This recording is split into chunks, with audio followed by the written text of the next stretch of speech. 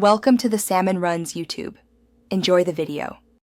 In this video, I will show you how to make a fun clock for kids. First, gather your supplies, including a sturdy paper plate or a cardboard circle approximately 8 inches across. You will also need 2 different colors of construction paper for the clock hands, along with a pair of scissors, a glue stick, a black marker, and 1 brad fastener. Having everything prepared makes the process much smoother and enjoyable. Now, let's design your clock face. Take your marker and write the numbers 1 through 12 clearly onto your paper plate or cardboard circle.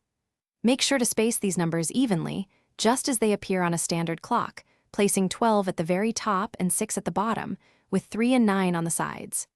This step helps in understanding timekeeping later on, creating a foundational visual for learning. Next, create your clock hands.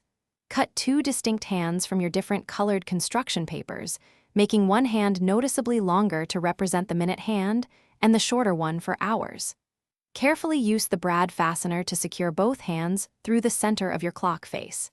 Test them to ensure they rotate smoothly around the clock, allowing for easy time adjustments. This is where your creativity truly shines. Let's decorate your new clock.